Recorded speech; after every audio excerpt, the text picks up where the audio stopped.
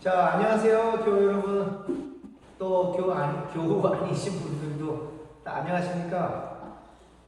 예, 오늘부터 한 7주간에 걸쳐서 해방신학을 잠깐 공부해보고 해방신학에서 바라보는 기독교 신앙이 무엇인가, 그리고 우리의 삶과 삶의 현장에서는 어떻게 연결되는가라고 하는 것들을 우리가 한번 나눠보는 시간이 되겠습니다.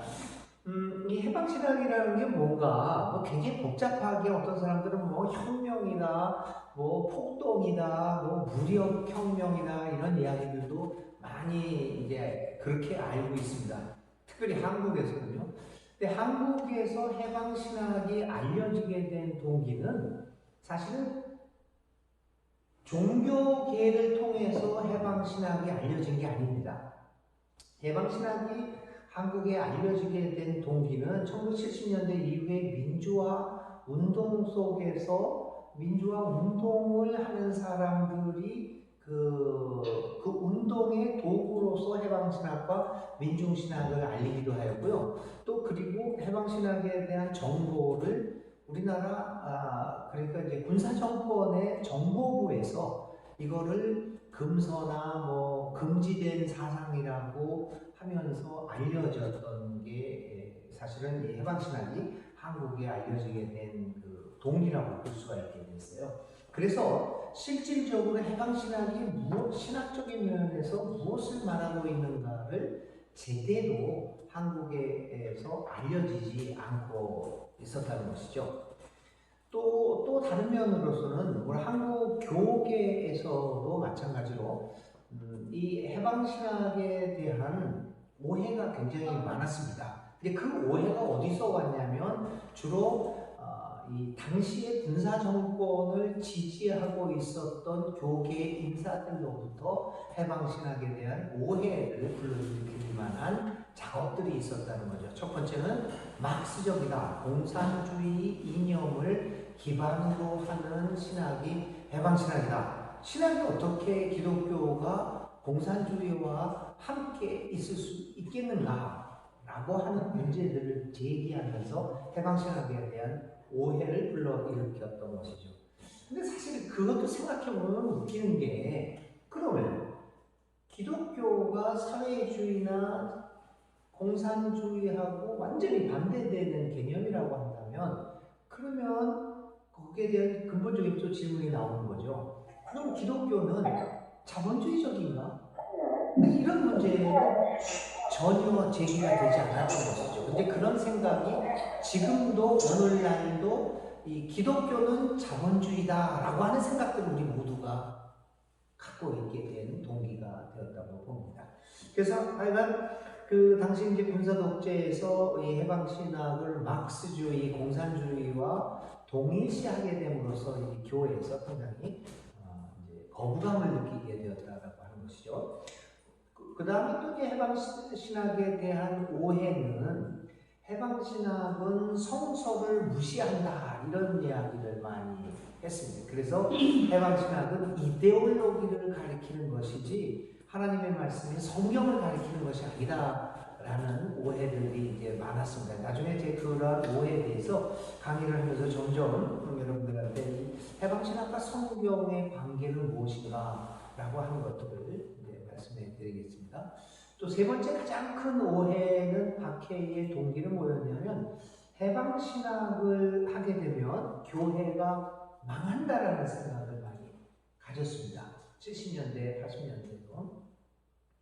근데 해방신학이 교회를 망치게 하느냐라고 하는 그러한 오해들은 지금 와서 보면 오늘 한국 교회가 굉장히 신뢰감을 잃고 이 사회에서 외면당하고 있는 것이 사실입니다. 이게 팩트입니다.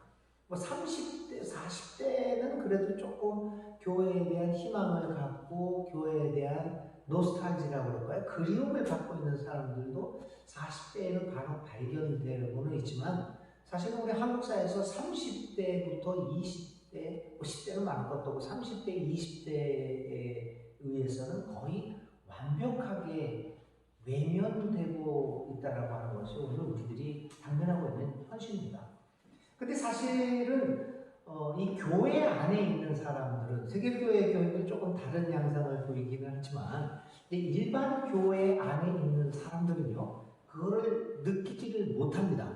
왜 그러냐면 맨날 만나는 사람들이 다 기독교인이거든요. 그러니까 여기서 만나도 기독교인, 여기서 만나도 기독교인, 점점 우리가 기독교인들만 만나게 되다 보니까 뭐가 위기냐?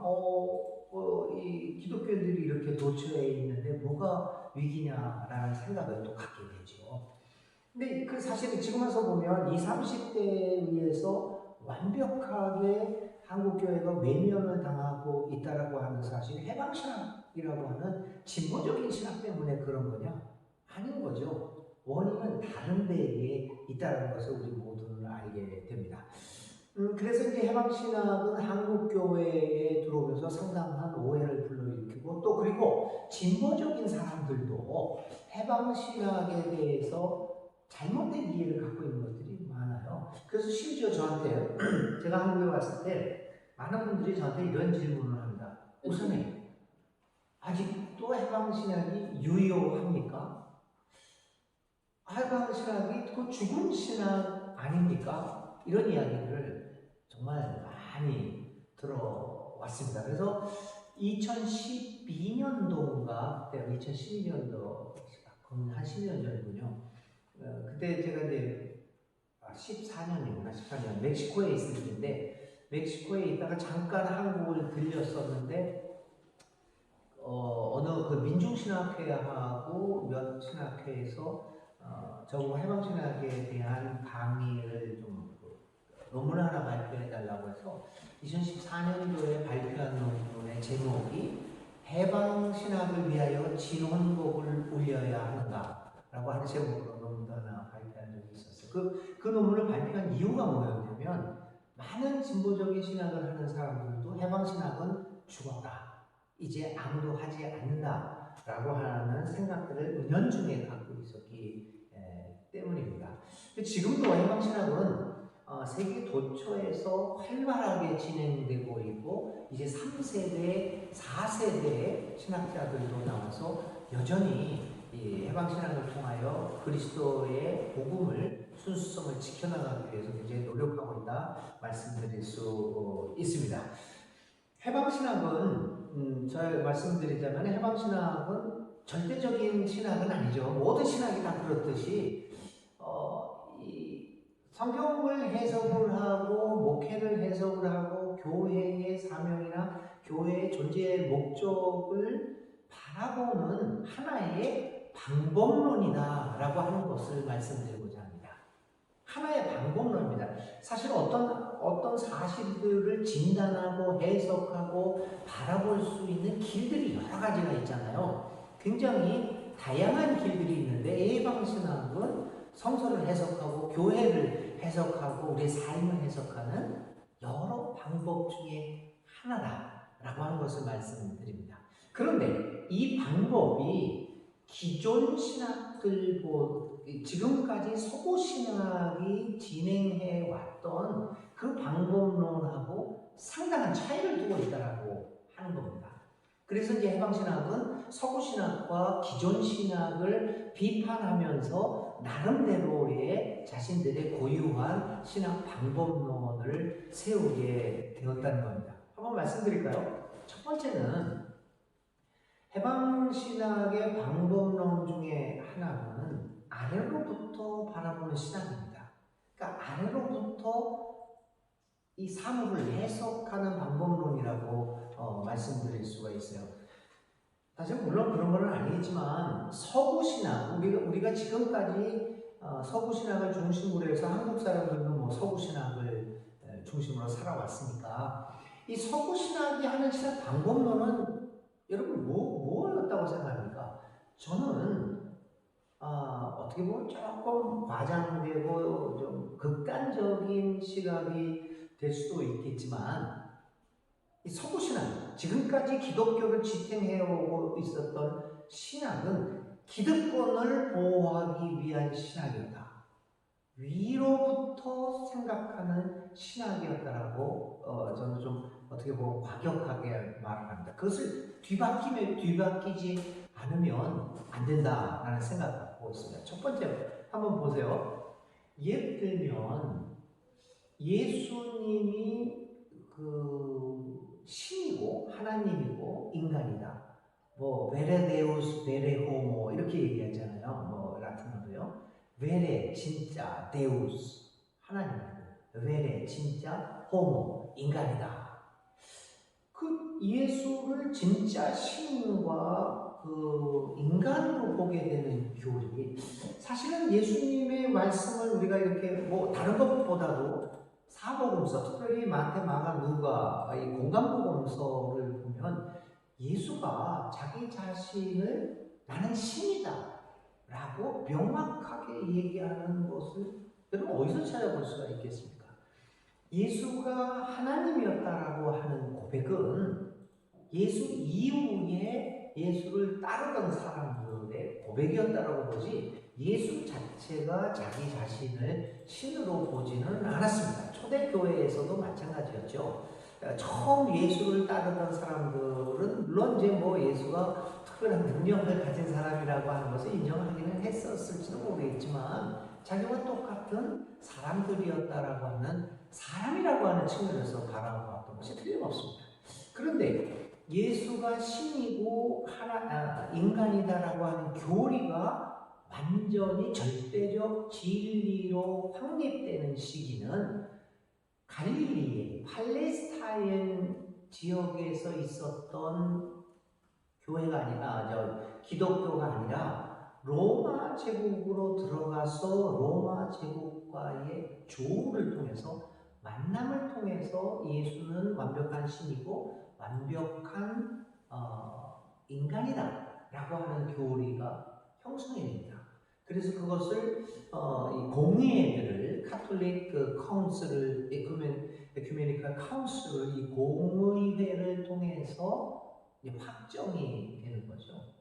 그럼 여러분 왜 나는 저는 그렇게 이 교리 비판을 해방신학적 이 방법론 쪽에서 비판을 해보면 그러면 왜 진짜 신이고 진짜 인간이라고 하는 교리가 절대적 진리로 결정되었을까? 물론 여러분 생각해보세요. 그 아리우스 논쟁에서도 마찬가지잖아요. 아리우스 같은 경우에는 좀 더 인간적인 면을 강조한 사람이었어요. 신이라고 하는 것들을 거부한 그러한 측에 속해 있지 않습니까? 결국은 그게 왔다 갔다 하다가 완벽한 신이다, 완벽한 인간이다 라고 하는 것으로 결정되게 됩니다. 저는 그럴 수밖에 없다고 생각합니다. 왜냐하면 당시 로마 제국 내에서 급속도로 번지고 있는 기독교를 무시할 수가 없었고 그 기독교를 받아들일 수밖에 없었는데 이 기독교가 로마 제국을 정당화하고 로마 제국의 황제를 정당화시키지 합법화시키지 않으면 안 됩니다. 그러니까 당시에 로마 황제가 신의 아들 큐리우스 아니에요. 그것도 주 아니었습니까? 그 로마 황제가 신의 아들이라는 생각을 그대로 유지하기 위한 방법이 예수 그리스도가 진짜 신이고 진짜 인간이라는 것하고 맞아 떨어지게 되는 거죠. 그러니 그렇게 절대적 진리로 형성하게 된 교리는 결국은 누가 정했냐? 황제가 정하자는 거잖아요. 황제가 주재하는 그 공의회에서 결국은 그 당시의 체계, 시스템을 유지시키고 보호하고 정당화시키는 목적을 상당 부분 가지고 있었다라고밖에 볼 수가 없습니다. 그래서 해방신학 같은 경우에는 사실은 신이라는 예수의 신성보다는 우리 인성, 역사적 예수에 대한 강조가 많이 나오게 되는 이유도 그런 거죠. 결국은 혁명적인 예수의 모습을 진짜 신이고 진짜 인간이다 라고 하는 그 교리 가지고 어떻게 로마 제국 내에서 혁명을 일으킬 수가 있겠을까? 왜냐하면 로마 황제가 신의 아들이지. 예수와 똑같은 그러한 존재론적인 의미를 갖고 있는데 어떻게 감히 기독교에서 로마 제국을 향해서 혁명을 일으킬 수가 있겠습니까? 도저히 그럴 수가 없는 것이죠. 두 번째 중요한 계기가 또 하나 있는데요. 그 지난번 제가 설교에서도 운을 띄우고 문제 제기를 했던 게 대속론이에요. 만족설, 값을 치러야 된다. 이 교리. 이 교리가 사실은 우리에게도 절대적이죠. 예수는 나의 죄를 위해서 내 죄값을 갚기 위해서 죽어야 했다. 이 대속죠. 뭐 그럴 수도 있다고 보는데 과연 예수 자체가 2000년 후에 태어날 홍인식이라는 사람의 죄를 생각하고 나는 저 홍인식의 죄를 위해서 오늘 십자가를 지겠다. 아니면 그 당시에 유대인들 자기 친구들 베드로니 뭐 이런 제자들의 죄를 생각하고 나는 베드로의 죄를 대속하느라고 십자가를 지겠다. 그런 자의식을 가지고 있었을까요? 근데 하여튼 이 기독교에서 가장 중요한 교리 중에 하나가 이 대속론 아닙니까? 그 대속론이요, 뭐 원죄론도 마찬가지고 어거스틴을 통해서 이제 안셀름에 와서 완벽하게 전체적 진리로 자리 잡게 되는 것, 그때 설교에서도 말씀드렸습니다. 근데 이 안셀름이 대속론과 만족설, 보상설, 이 값을 치른다라고 하는 그 교리를 만들어내게 된 동기가 어디 있었을까요? 그 당시에 중세 유럽의 제도였던 봉건 제도를 유지시키기 위한 중요한 이론적, 종교적 근거를 제공하게 됩니다. 한 영주가 그 봉건 체제를 유지하기 위해서 그 밑에서 일하는 여러 가지 농노들이 많이 있고 있잖아요. 그런 사람들이. 그 봉건 제도에서 가장 중요한 것은 뭐였냐면, 봉건 체제를 유지하는 데 가장 중요한 것은 농노들이 자기 밑에 있는 사람들이 빚을 갚는 거였습니다. 빚에 탕감을 해주면 이 봉건 체제가 도저히 유지가 될 수 없는 그런 체제였지 않습니까? 그러니까 이 안셀름은 이 보상설, 이 만족설, 값을 치르는 것을 그 사람이 의도했는가 안 의도했는가는 우리는 그것까지는 자세히 모른다고 할지라도 결국은 이 교리가 봉건 체제를 유지하는 데 가장 중요한 근거를 마련해주고 있다고 우리들도 생각을 했어요. 값을 치른다는 것. 그래서 죄는 용서해 줄 수 있습니다.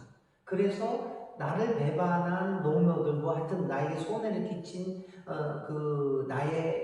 나의 영지에서의 나의 부하들이 나에게 용서를 빌면, 그래, 내 농토에 와서 다시 일할 수 있다. 내가 다시 너에게 직업을 주겠다. 일할 수 있는 것을 주겠다. 받아들일 수 있습니다. 그러나 어떤 경우에도 내 밑으로 내 부하로 삼을 수는 있지만 네가 나한테 빈 빚은 죽을 때 아니 자자손손에 걸쳐서라도 반드시 갚아야 한다는 겁니다. 그게 아주 굉장히 중요한 것이죠. 그래서 빚의 탕감이 아니라 빚을 갚아야 하는 것, 이런 것들이 결국은 대속설이나 이 만족설이 이 봉건체제의 빚갚음의 제도를 철저하게 유지시켜주는 데 아주 큰 공헌을 하게 되죠. 그런데 여러분 생각해보세요. 예수님의 비유는 달란트 비유, 빚쟁이가 어떤 사람이 주인한테 큰 빚을 졌는데 몇 달란트 그냥 엄청난 빚을 졌는데 어느 날 주인이 갑자기 그거를 없애해 줍니다. 그런데 그 사람이 길 가다가 자기한테 조그마한 빚을 진 사람을 너는 끝까지 갚아야 된다. 그래서 너는 용서받지 못한다. 이런 얘기를 하는 비유가 있습니다. 그러니까 주님이 그 악한 종을 욕하지 않습니까? 내가 너의 빚을 다 없애줬는데. 그러니까 예수님의 비유에서는 대신 갚아준다는 것보다는 빚을 탕감해주는, 없애버리는, 빚을 갚는 것이 필요 없다라고 하는 것들이 예수님의 비유에 나타납니다. 근데 그거에 반해서 안셀름이나 우리 기독교에서는 그 절대적 진리로서 빚 갚음의 진리가 반드시 이렇게 나타나게 되는 것이죠. 빚을 꼭 반드시 갚아야 한다. 근데 이러한 그 교리들도 생각해 보면 우리가 그 교리를 기독교 교리에서 절대적이다라고 생각하는 교리들을 하나씩 하나씩 뜯어보면 결국은 기존 체제를 유지하는데 굉장한 정당성을 주는 교리라고 하는 것을 발견하게 됩니다. 예수님이 하나님이고 인간이다 라고 하는 교리도 아니다. 예수님은 인간이다라고 하는 교리와 맞붙었습니다. 싸웠어요. 그런데 결국은 아타나시우스를 비롯한 메레데우스 메레호모의 교리가 이기게 되는 거죠. 그 이기게 되는 것은 바로 기존 체제하고의 합의에 의해서 기존 체제를 보장해 주기 때문에 이기게 됩니다. 예를 들면 그 다음에 안셀름 쪽에 와가지고는 이 대속설이나 만족설, 뭐 보상설 같은 것도 사실은 우리가 잊고 있는 아벨라르드라는 사람들도 있어요. 아벨라르드. 그건 우리 교리사에서 그 기존 이 전통적인 교회에서는 잊혀진 인물입니다. 도덕가마설 같은 이 아벨라르드 같은 경우에는 그 대속설을 인정하지 않지 않습니까? 다른 면에서 예수의 죽음을 해석을 하거든요. 근데 그 둘이 싸웠을 때 결국은 그 기존 교회는 안셀름의 손을 들어주는 거거든요. 결국은 우리가 가만 생각해보면 그 수많은 많은 교리들이 그런 의미에서 기존 체제하고 위에서 내려오는 신학이었던 경우가 참 많아요. 그 사실을 비판적으로 생각해보면 그런 의미에서 해방신학은 그걸 뒤집어보자 라고 하는 의미입니다. 기존 체제에서 생각해보지 말고 밑에 있는 사람들은 어떻게 생각할 것인가 이런 생각을 해보게 되는 하면서 신학을 해보자라고 하는 생각이라고 볼 수 있습니다. 그래서 해방신학에서 가장 오늘은 이제 저기 인트로덕션만 하고요. 다음 주에는 이제 좀 더 이제 디테일한 해방신학에서 하나님은 누구냐, 예수는 누구냐 이런 걸 보겠는데 오늘 그냥 이렇게 인트로덕션 같이 전체적인 이야기를 합니다. 그래서요. 이렇게 밑에서 하는 신학을 하다가 보니까 신학의 기본 학문을 철학이 아니라 사회학으로 보게 된 거죠. 지금까지 서구 신학은 주로 이 신학을 전개하는 기본적인 학문을 철학으로 많이 봤던 게 사실입니다. 그래서 뭐 개신교 쪽에서는 사실은 이제 뭐 플라톤 철학을 바탕으로 해서 많이 이제 했고, 물론 이제 그 가톨릭 같은 경우에는 뭐 16세기까지 뭐 가톨릭이다 뭐 이런 게 아니라 교회가 하나였으니까요.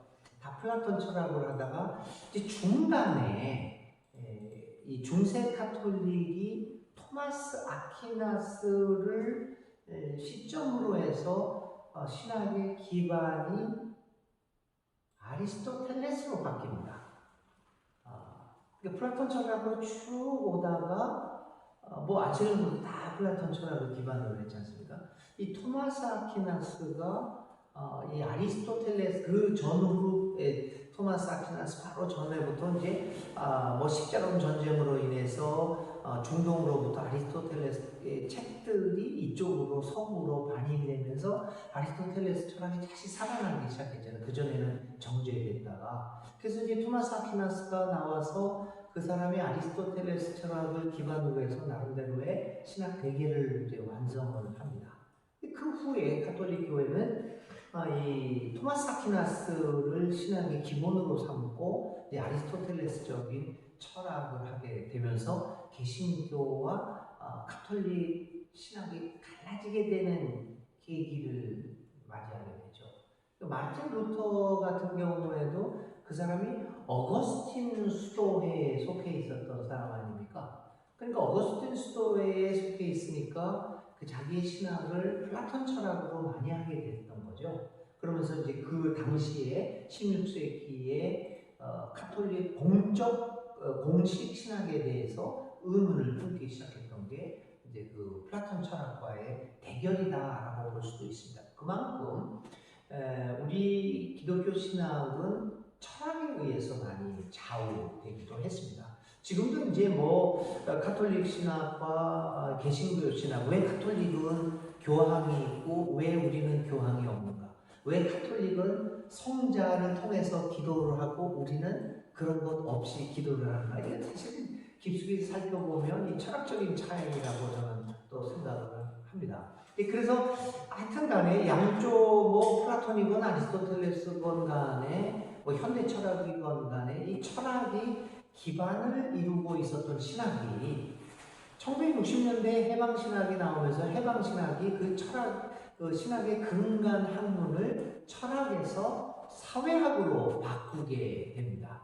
어떤 서구 신학자들은 그걸 인정 안 하기도 하지만 이 사회학이 신학을 구성하고 신학을 형성하는데 굉장히 기본적인 학문으로 하게 됩니다. 그래서 이제 사회학적인 해석을 통해서 이 컨텍스트를 사회 현상을 분석하고 거기에 대해서 하나님의 말씀이 무엇을 이야기하고 있는가라고 하는 것들을 연구하게 되는 거죠. 그래서 철학적인 면에서 위에서 살펴보는 신학이 아니라 그래서 성서를 철학적으로 해석을 하고 학문적으로 해석하는 것에서 벗어나서 이 해방신학은 텍스트에서 출발하지 않고 컨텍스트에서 출발을 하게 됩니다. 성경이 무엇을 말하고 있는가를 이거 성경 아니죠. 보지를 않고 컨텍스트가 나한테 무엇을 얘기하고 있는가, 컨텍스트가 어떤 것인가 라고 하는 것들을 주목을 하게 되죠. 근데 거기서 이제 전통 신학과 부닥치게 되는 것 중에 하나가 그겁니다.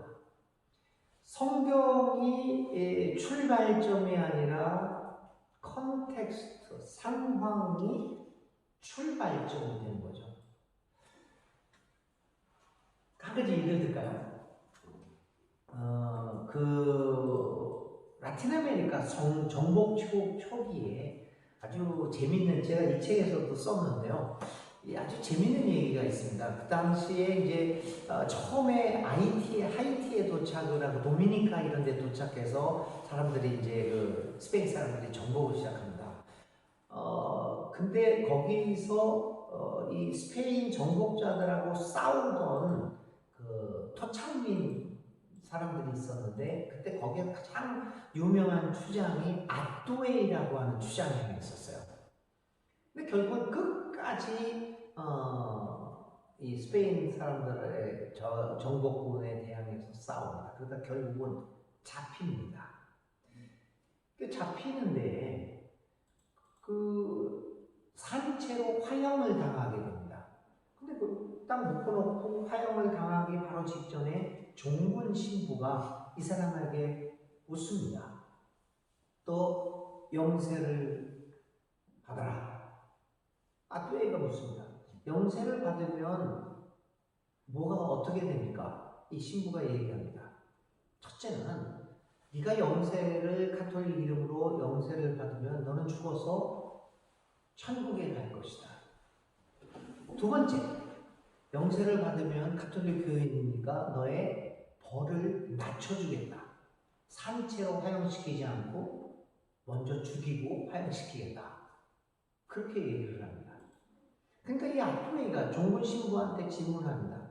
그러면 옆에 서여 있는 이렇게 도열에 있는 스페인 군인들, 평화롭게 살고 있는 우리들에게 와가지고 어느 날 갑자기 와서 내 아내, 내 딸들을 다 겁탈하고 우리의 장정들을 다 죽이고 내 가축들을 다 뺏어가고 내 가옥과 내 모든 논밭을 불태운 이 군인들은 어떻게 됩니까? 종군 신부가 아주 당당하게 얘기를 합니다. 이 사람들은 가톨릭 교인이고 가톨릭 교회에서 세례를 받았으니 천국으로 갈 것이다. 아토웨이가 이렇게 얘기합니다. 그렇다면 나는 그런 천국에 가지 않겠다. 그러면서 산채로 화형을 받습니다. 이 사건을 보면요. 자, 구원이라는 게 뭐고 천국이라는 게 뭔가라고 하는 해석을 어떻게 해야 될 것인가라는 것들을 우리가 보게 됩니다. 그 참혹한 상황에서도 그 수많은 사람들이, 죄 없는 사람들이 죽어가는 상황이 천국이 뭐냐? 이런 상황을, 이런 불의한 상황을 일으킨 사람들이 가 있는 곳은 천국이 아니다라고 하는 그러한 해석을 하게 됩니다. 그 천국의 해석이 달라지게 됩니다. 교리에 의해서 천국을 해석하는 것이 아니라 이 상황 속에서, 상황의 경험 속에서 우리가 맞이하고 우리가 생각하고 있는 천국이다, 지옥이다, 구원이다, 뭐다, 이러한 소위 말하는 성경적 진리가 무엇인가 새롭게 생각하게 된다는 것입니다. 그래서 컨텍스트 속에서 경험되어지는 것들을 가지고 성경을 보게 됩니다. 솔렌티나메라고 하는 니카라구아의 섬이 있습니다. 아주 군도들이었는데요. 거기서 농사도 짓고 어부도 있고 그래요. 1974년, 6년도에 그 당시에 유명한 에르네스토 까르데날이라고 하는 신부가 있었어요. 해방신학 신부입니다. 근데 거기에 교구에서 성당을 이제 시음하고 있었는데, 그 사람이 1974년부터 76년도 사이에 그 농부들하고 이렇게 성경 공부를 합니다. 그 유명한 솔렌티나메의 복음이다. 우리나라 말로는 말씀이 우리와 함께라고 해서 분도 출판사에서 한국말로 성영 교수님이 번역해서 내보낸 게 있어요. 그때 그 마태복음 25장 달란트 비유를 읽게 됐어요. 민중성서 읽기입니다. 근데 우리들이 알기로는 달란트 비유 25장에 있는 달란트 비유가 주로 우리들이 뭐를 배웠었죠? 우리 형제님 뭐 배웠어요? 달란트 비유하면 어떤 게 생각납니까? 세계교회 교인들은 우리 교인들은 또 다르게 해석하는 분들도 있을지 모르겠는데, 제가 2달 가까이 안 돼가지고 어떻게 생각하십니까? 달란트 비유가 우리에게 주는 메시지가 뭐라고, 그냥 부끄러운 거지 마찬가지로 되는 그냥 여러분 중에 혹시 메시지, 우리 신학 교수님들은 말고요, 혹시 메시지가 뭔가 한번 답변해 주실 분 있으세요? 달란트 비유에서 5달란트, 2달란트 그 말씀이시죠? 네네네. 그거의 메시지가 뭔가 우리가 열심히 열심히 뭔가를 노력을 해라. 그렇죠. 다른 게 있으십니까 또? 그렇게 여러 가지 교훈을 받을 수 있죠. 5달란트, 2달란트, 1달란트니까 재주가 없는 사람은 없다. 하나님 모든 사람들에게 재주를 줬다. 2번째, 우리는 그 하나님이 주신 재능을 가지고 열심히 해야 된다. 그래서 이익을 남겨야 된다. 3번째, 자기가 받은 달란트가, 나는 달란트가 적어, 그래가지고 아무것도 사용 안 하는 사람은 벌을 받는다. 이런 메시지들이 거의 2000년 동안 우리에게 전해져 왔었죠. 제가 알기로는 요즘은 다르게 해석하는 사람들이 조금 나왔어요. 근데 저의 짧은 시식으로는 최초로 다른 그 해석이 나온 게 1974년도 솔렌티나메예요. 한 어부가 이거를 읽고 있는데요. 한 농부가 자기는 다르게 생각한대요. 뭐라고 얘기를 하냐면, 여기에 나오는 주인이 하나님일 수가 없다는 거죠. 그리고 자기는 1달란트 받은 사람이 되겠대요. 그걸 감춰두고.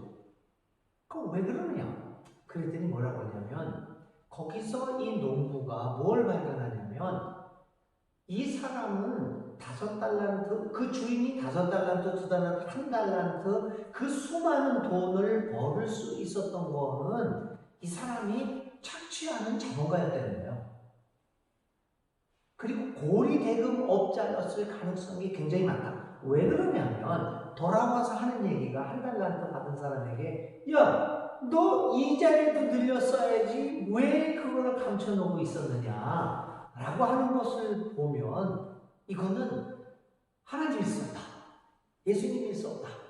이거는 자본가요 고리대금업자였을 것이다. 두 번째, 그 5달란트 받아가지고 5달란트를 남기기 위해서 이 사람은 얼마나 사람들을 착취해야 했을까? 결국은 5달란트 받은 사람, 2달란트 받은 사람들은 자본가의 충실한 부하들이었다. 나는 1달란트 받은 사람이 나는 훌륭한 사람이다. 왜냐? 그 체제 속에서 살아가지만 그 체제를 저항하고 거부하는 사람들이다. 우리 가난한 사람들이 이렇게 해야 됩니다. 그렇게 주장합니다.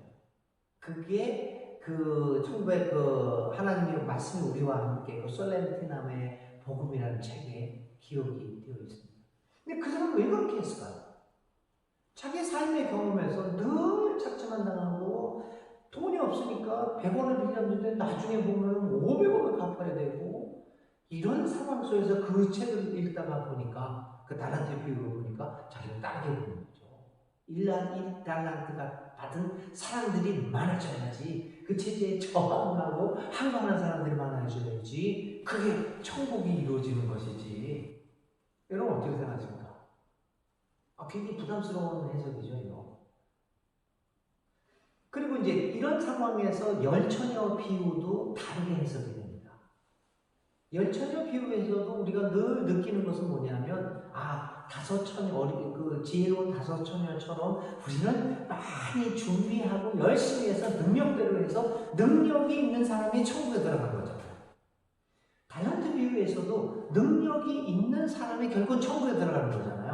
결국은 능력 있는 사람들이 선택받은 사람이라는 거죠. 다 위에서 보면. 근데 이 솔렌티나메의 배운 것도 없고 정말 겨우 글자만 읽는 사람이었어요. 다 거기에 있는 사람들이. 그러나 그 당시에 독재 정권에 의해서 착취당하고 어려움을 겪던 사람들이었던 거죠. 그 사람 눈에는 그게 달리 보이는 거죠. 그래서 해방신학은 그런 성서 해석들을 그 성서 자체나 교리 어떤 철학적인 면에서 보는 것이 아니라 사회학적인 면에서 콘텍스트에서 출발해서 보는 다른 방법으로 읽기를 시작을 했던 겁니다. 이게 아주 놀라운 발견이었어요, 당시로서는. 그래가지고 1995년도에 미국의 헐버트 헤르조그라고 하는 신약학자가 예수님 비유 전복적 읽기라고 하는 Subversive Reading of Parable이라는 책이 있어요. 한국어로 번역이 안 됐습니다. 전복적 읽기라고 하는 책을 1995년도에 냈는데 그 책에 오늘 제가 얘기한 달란트 비유에 대한 이 해석이 나옵니다. 전복적인 해석이. 그때부터 이제 한국에서도 그 이야기를 많이 나누기 시작을 했는데 사실은 벌써 니카라구아에 한 이름 없는 소위 무식하다고 하는 배운 게 없다고 하는 한 농부에 의해서 그 미국 학자가 얘기했던 것보다 20년 전에 이러한 해석을 하게 되는 것이죠. 그래서 이제 해방신학의 신학 방법론은 가장 이 낮은 자의 입장에서 한번 살펴보자. 사라와 하갈의 대결이 나오죠. 창세기에. 그 문제도 이 사라와 하갈에서 하갈의 편에서 이 사건을 해석해 보면 또 다른 해석들이 나오게 되는 것을 볼 수가 있게 됩니다. 그래서 이제 이러한 것들이 굉장히 중요한 뭐라고 할까요?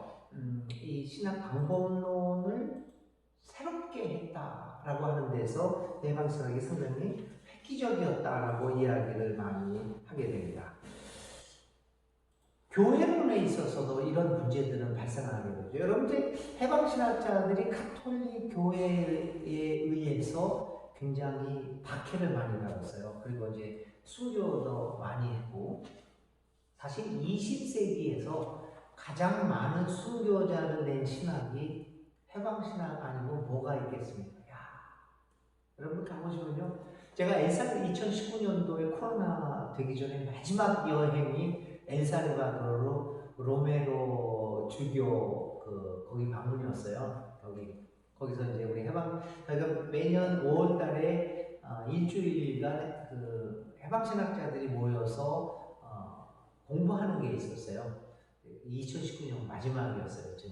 코로나 때문에 못 갔는데 그때 엘살바도르에서 있었는데 거기 이제 소브리노 교수, 힌켈라메 뭐 이런 분들하고 이제 같이 공부를 하고 있는데 그 로메로 이제 엘살바도르 같은 경우에도 이제 로메로 신부 같은 경우에도 그렇잖아요. 그 로메로 신부가 죽고 나서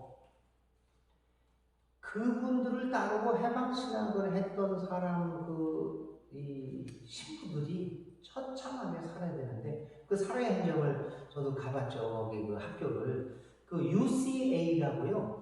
엘살바도르의 산살바도르에 있는 학교인데 UCA라는 학교가 있어요. 카톨릭 대학이라고 이름을 하는데 거기에 그 교수들이 교수들이 이제 살고 있었던 기숙사가 있었는데 거기에 어느 날이 군인들이 들어와서 멀쩡한 사람들, 야 정말 처참하게 죽입니다. 근데 그 장면들이 사진으로 그대로 남았는데 그냥 한 방 총 쏴서 죽인 게 아니라 그 시신을 총을 갈겨가지고 간간히 찢어놓습니다. 진짜 비참합니다. 근데 그분들이 그렇게 죽어가요. 근데 존 소브리노라고 하는 그리스도론의 대가가 있는데 그분도 거기에 교수였어요. 근데 그분이 마침 그 며칠 전에 방콕에서 무슨 대회가 있어가지고 태국에 가 있는 바람에 그분만 살아남게 되었던 거죠.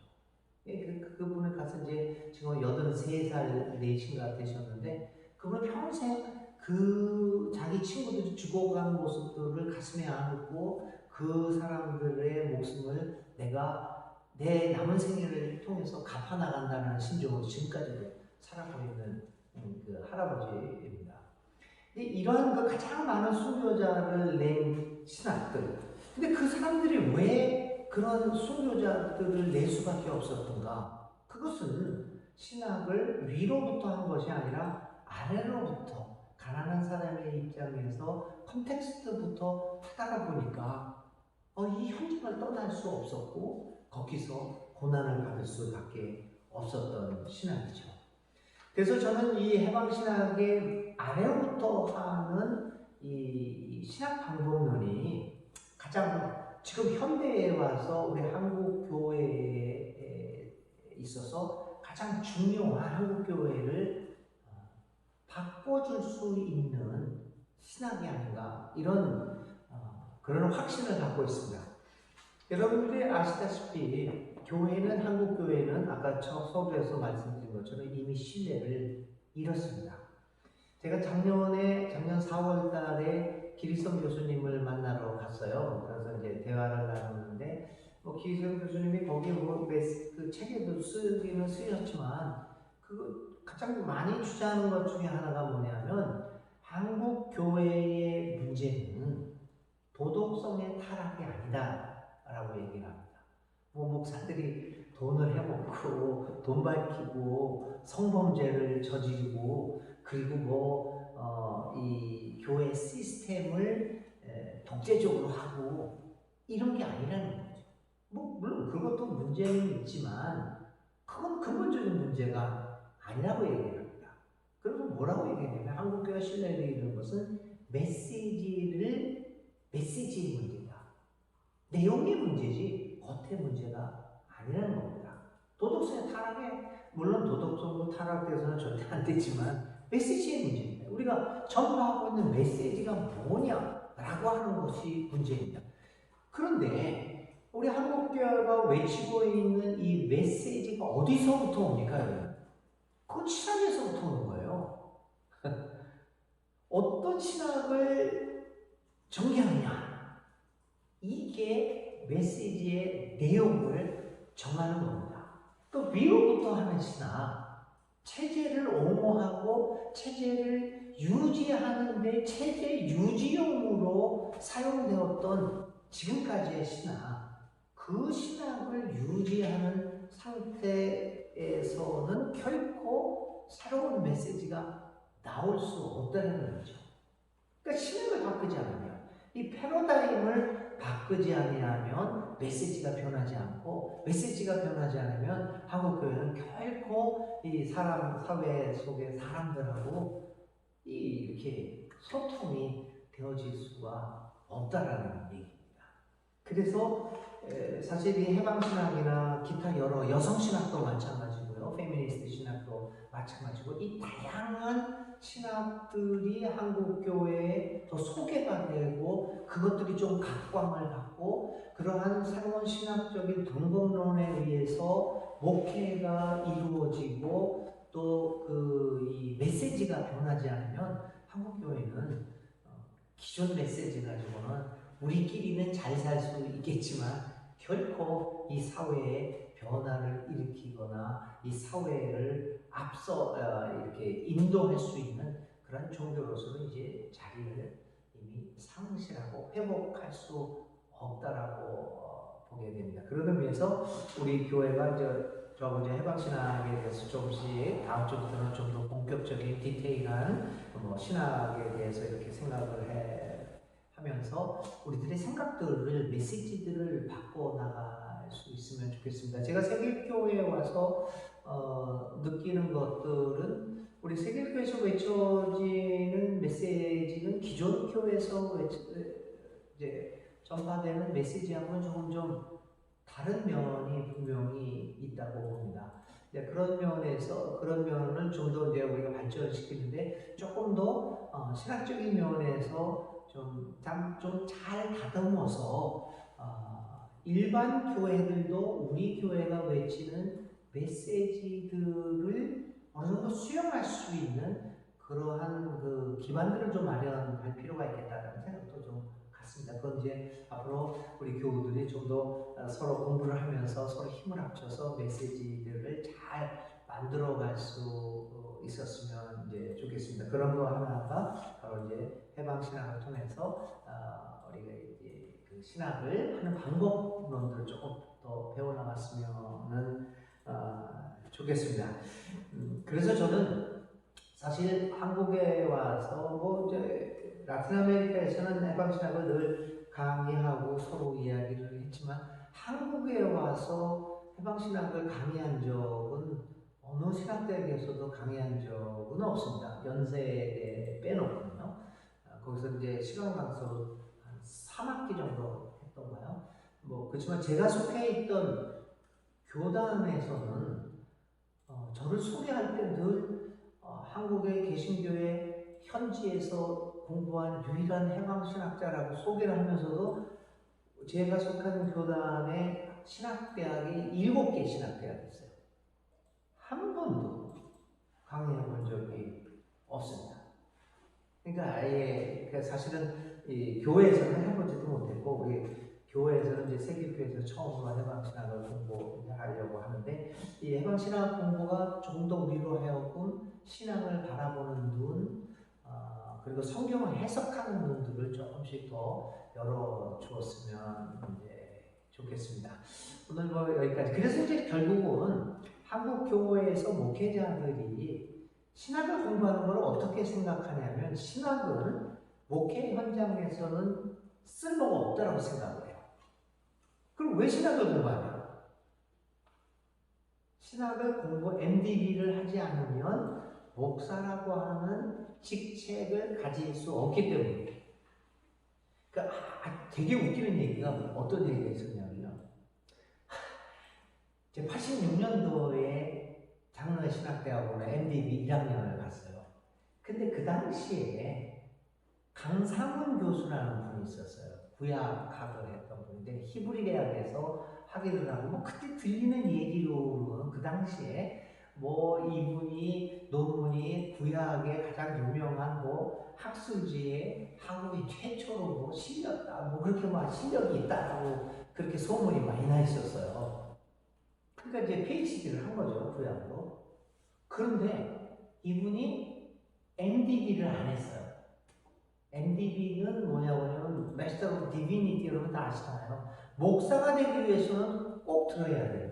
그러니까 이분이 MDB를 하진 않아가지고 저기 목사가 아니에요. PhD인데 그리고 지금 구약학 정교수인데 목사가 아니에요. 그래가지고는 어떻게 됐냐면은 그러니까 우리들은 신대원을 지금 다니고 있는 거예요. MDB를. 그러니까 전도사예요. 그러니까 뭐 당신이나 나나 전도사다 막 그러고 막 맘먹고 막 그러기도 했어요. 그러니까 결국은 MDB를 하는 이유는 다른 학문을 하겠다라고 하는 것이 아니라 목사의 라이센스를 따겠다는 거예요. 그래서 라이센스를 딱 따는 순간 그럼 이 신학이라고 하는 거는 필요가 없는 학문이다.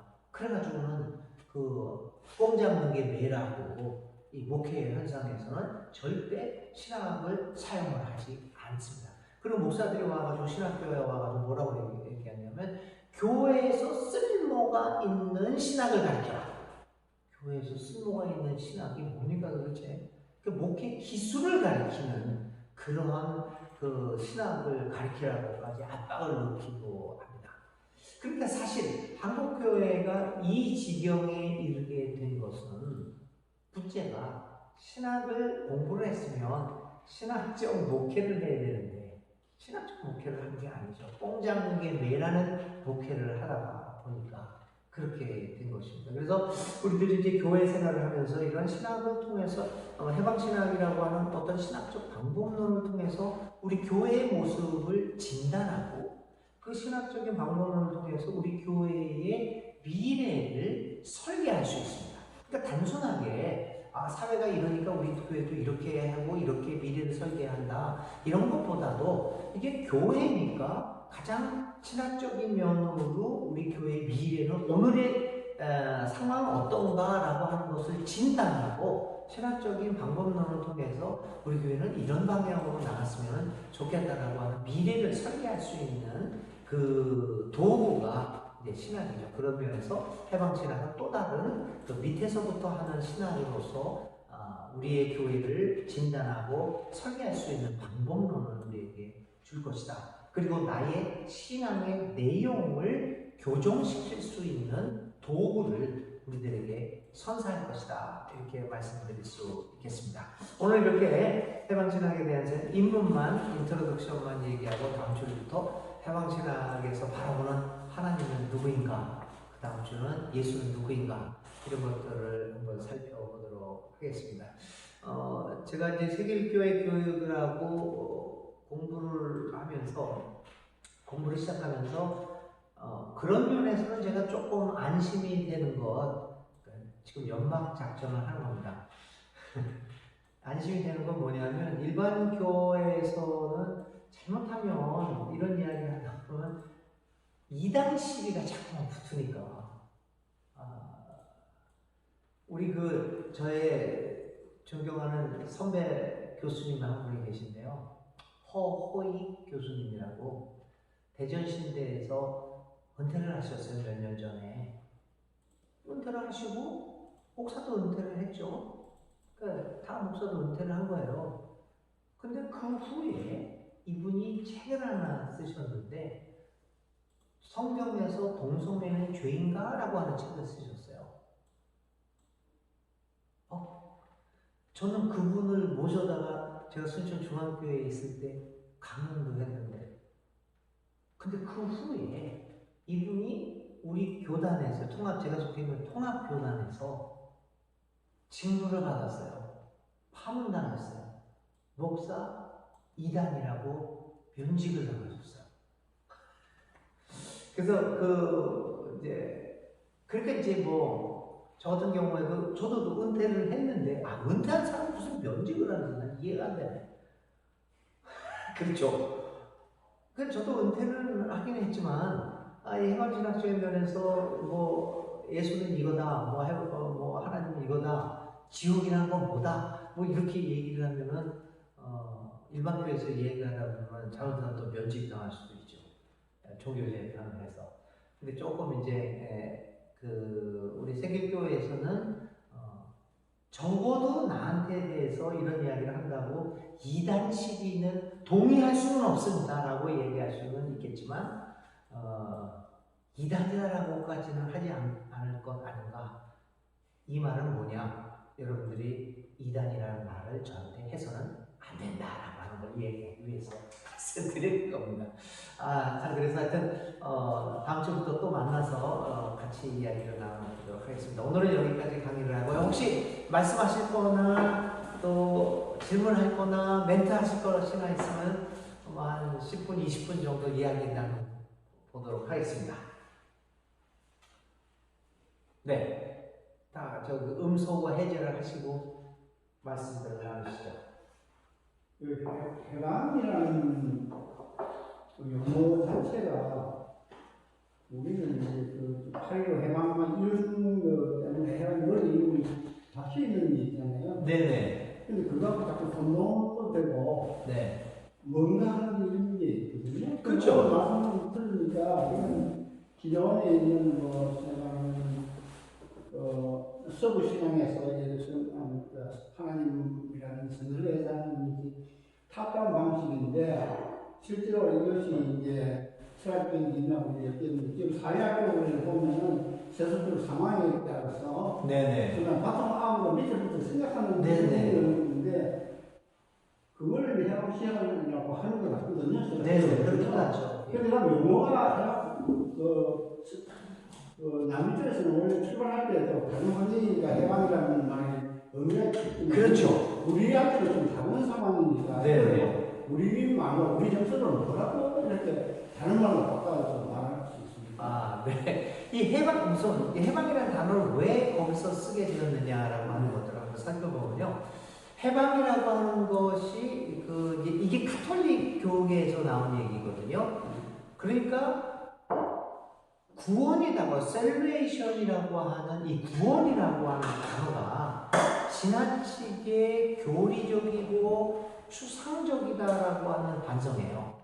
밑에 컨텍스트를 생각하지 않고 교회의 지배계층의 그 단어들이다. 교리적이고 체제적이고 체제 수호적인 단어다라고 하는 생각 속에서 구원이, 그러니까 종교적인 단어예요. 구원은 뭐냐? 해방되는 거다. 뭐로부터 해방되는 거냐? 죄로부터 해방되는 거지만 개인적인 죄보다는 이 사회적인 구조적인 죄로부터의 해방, 그것이 구원이다라는 생각을 하게 되는 거죠. 그래서 체제로부터의 벗어남, 체제로부터의 탈출, 이런 의미에서, 그러나 종교적인 색채를 가진 해방이라는 단어를 쓰게 된 거죠. 그래서 이 salvation이라고 하는 단어를 liberation이라고 하는 단어로 대체하니까 좀 더 구체적이 되고 구조적이 되고 체제적이 되고 사회적이 되는 단어로 변하게 된 거죠. 그리고 이제 구원이라고 하면 뭐 저 하늘 위의 생각들을 하게 되는데, 구원을 해방으로 이해하게 되면 이 밑에 세상의 삶의 현장에서의 이야기를, 구원을 얘기하는 그런 것도 되는 거죠. 그게 이제 1974년도에 WCC 쪽에서 나온 얘기 중에 하나가 뭐냐면 Salvation Today, 오늘의 구원이라는 얘기가 나왔거든요. 그러니까 죽어서 저쪽 가서 받는 구원도 물론 있겠지만 오늘의 구원, 이 땅에서 이루어지는 구원이 1974년도에 그런 개념들이 WCC로 그 CWM이죠. 그 세계 전도 선교위원회 이런 데서 이제 그런 개념이 나오는데, 여기서는 그러니까 Salvation Today, 오늘의 구원, 그게 바로 그 해방신학에서 얘기하는 해방, Liberation이 개신교에서 받아들여진 개념이라고 볼 수 있어요. 그런 개념입니다, 좀. 그래서 이제 구티에레스 같은 경우에는 그럼 해방이 지난번에도 말씀드린 것 같은데, 해방이 세 가지 차원에서 이루어져야 된다. 첫 번째는 사회 구조적인 차원에서 이루어져야 하고, 그러니까 제도가 변해야 된다는 거죠. 사회 체제가. 그 변화 없이 어떻게 되겠느냐. 그러니까 두 번째는 이제 문화적 가치관이 변화되어야 되고, 마지막으로 죄로부터의 구원, 설계, 해방 이런 것들을 이야기하게 되었던 거죠. 네, 또 다른 분이시는 분들. 역시 현장에 와야지 질문이 나오십니다. 네. 보통 강의를 1시간 정도 하고 또 자유롭게 대화 나눌 수 있을 것이 하는 거를 한 10분, 20분 정도 하고 이런 식으로 해서 1시간 반을 넘기지 않도록 하겠습니다. 오늘은 이제 인트로덕션하고 이렇게 막 그냥 이렇게 훑어 지나가는 얘기로 했지만 다음 주부터 나오는 하나님에 대한 이야기가 나오게 되면 서로가 이제 뭐 천국과 지옥 같은 이야기도 나오게 되면 해방신에서 얘기하는 여러 가지 그 이론들이 우리들에게 조금 이렇게 거부감을 일으킬 수 있는 그런 이야기들도 있겠습니다. 근데 만일 우리들에게 어떤 이야기가 거부감을 일으켰다. 그러면 굉장히 좋은 반응이라고 생각합니다. 왜냐하면 내가 가지고 있던 체제를 건드린 것이기 때문에. 공부라고 하는 거는 자기가 알고 있던 것을 강화시키는 것도 물론 공부지만 더 나은 공부라고 하는 것은 내가 가지고 있던 것을, 알고 있던 것을 건드리는 거. 거부감을 일으키는 거. 그러면 거부감이 딱 됐다 그러면 이게 뭔가 좀 더 궁금증을 갖고 한번 살아보면 좋겠습니다. 제가 어저께요, 이거 여담인데요, 영주를 내려갔어요. 몇 달 전부터 이미 약속이 되어 있던 그 강연이라 영주를 내려갔다 왔어요. 그래서 이제 강연을 하고 왔는데 그 영주, 경상북도 영주 굉장히 기독교 보수적인데요. 거기가 누가 나를 초청을 했냐면 우리 제 교단, 통합적 교단 영주 노회 여선교회 연합회가 있어요. 거기 임원단이 각 지회 임원단 한 300명이 모였어요. 여성들이. 우와. 이제 거기서 강연을 했는데 강연 중에 어떤 얘기가 나왔냐면 하나님 이 기독교 신앙이 뭡니까? 라고 하는 것을 얘기하다가 기독교 신앙이 우리가 기독교인이고 신앙인데 신앙이 성장하는 것을 어떻게 알 수 있을까? 내가 성장한 신앙이 성숙되고 있다 라고 하는 것은 나는 어떻게 가늠할 수 있을까? 그런 것들을 이야기하다가 이런 얘기를 했어요. 하나님에 대해서 좀 더 많은 것을 알아가는 것이 신앙이라고 우리는 생각을 합니다. 그런데 좀 더 성숙한 신앙은 하나님에 대하여 알아가는 것을 멈추고 사람에 대해서 좀 더 알아가는 것이 신앙의 본질입니다. 이렇게 얘기했어요. 그래서 지금까지 내 눈에 안 띄었던 사람이 눈에 들어오면, 예를 들면 장애인 이야기라면 제가 20일 날이요, 4월 20일 날 목요일 날이잖아요. 장애인 날이에요. 장애 차별 철폐 날이거든요. 그날 대규모 시위가 있었어요. 여의도에서. 그래서 저도 거기 참여하고 이제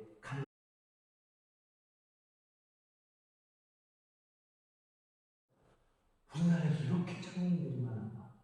이야, 얼마나 많이 모여요. 그런데 그 중에 또 놀라운 게 뭐냐면 저는 장애인이라는 건 보통 휠체어 타고 다니시는 분만 많이 생각하는데 정말 장애가 다양하더라고요. 그때서 제가 4월 20일 날 그 수많은 장애인들을, 다양한 장애인을 보면서 회개했습니다. 야, 이분들이 이렇게 많았는데 나는 이분들을 못 봤구나. 내 눈에는 안 들어온 거죠. 근데 그날 제가 제 눈에 저분도 있구나. 저분도 있구나. 이런 게 들어오게 됐어요. 그래서 제가 그 경험을 얘기하면서 영주 여성교회 분들한테 얘기를 했죠. 저는 어저께 신앙이 성숙되는 경험을 했습니다. 지금까지 눈에 안 띄던 사람이 그 존재가 제 눈에 띄게 된 거를 저는 감사했습니다. 어저께 나는 신앙이 성숙했구나. 여러분 신앙, 기독교 신앙은 하나님에 대해서 더 많이 아는 것이 아니라 사람에 대해서 더 많이 알아가는 것입니다라고 그리고 이제 돌아왔어요.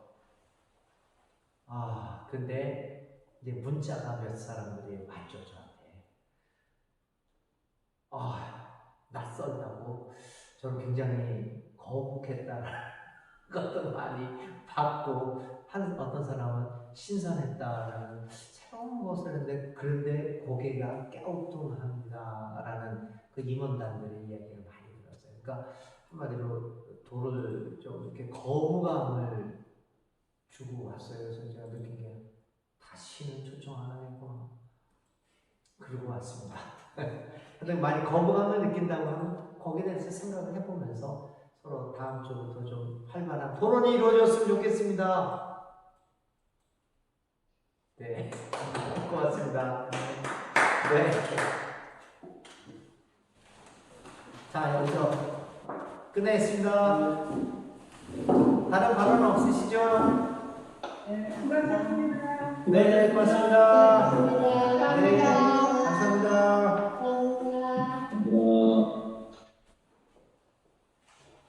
저것도 꺼주세요. 네.